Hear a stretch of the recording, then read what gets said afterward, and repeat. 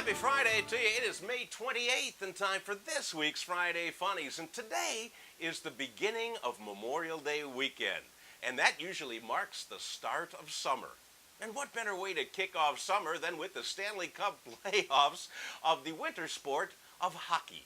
You know, if you're not a fan of hockey, I highly suggest you give it a try. I mean, it has got the hitting of football, it's got the fighting of the WBA, and it's got more teeth than a Willie Nelson concert. So, go Blackhawks.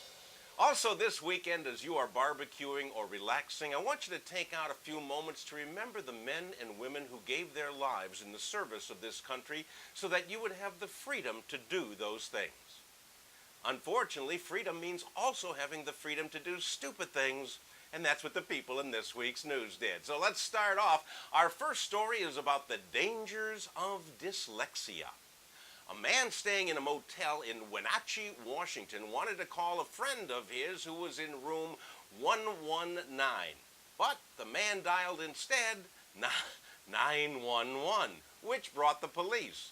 When the police came, they say, "Hey, what's the problem?" He goes, "Oh, no problem. I'm just trying to call my friend in 119. So the police went down to 119, and guess what they found? A guy for whom they had an arrest warrant, who was sitting there amongst some heroin and other drugs.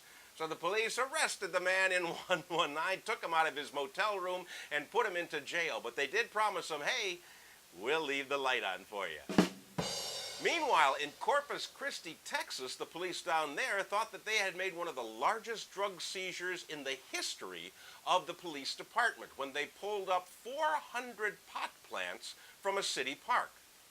It's too bad that they later noticed that the plants they pulled up were not marijuana at all, but rather horseweed, a rather common weed that looks a little bit like it. So the weed bust went bust while the cops pulled weeds. But on the bright side, the park has never looked nicer. You know, you've seen people do weird things while they're driving. So have I. I mean, you see people on the telephone, you see them texting, you see them eating, you see them putting on makeup. Well, Amanda McBride of Minneapolis tops them all. This week, as she was driving to the hospital at 70 miles an hour with the cruise control on, Amanda gave birth to an 8-pound baby boy. Now, she was driving. The father of the child was sitting in the passenger seat. He can't drive. He has seizures, so he's not allowed to drive. So she's trying to get to the hospital in time when her water breaks. And does she pull off to the side of the road? Oh, no, keeps going. So this guy now in the passenger, he's steering the car while she shoots out this little bundle of joy.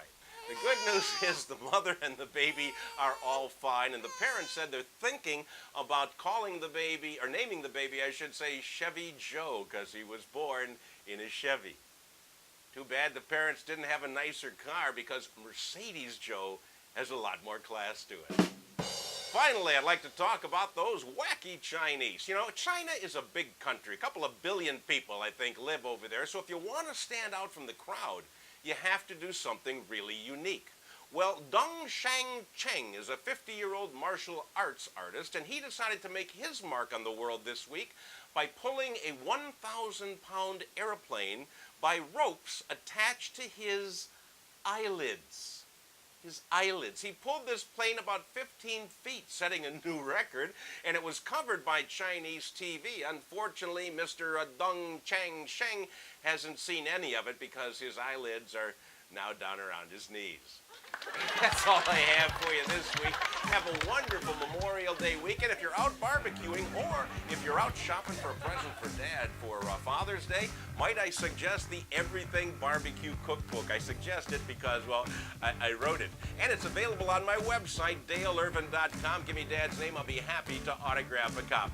Other than that, have a wonderful Memorial Day weekend and go Blackhawks.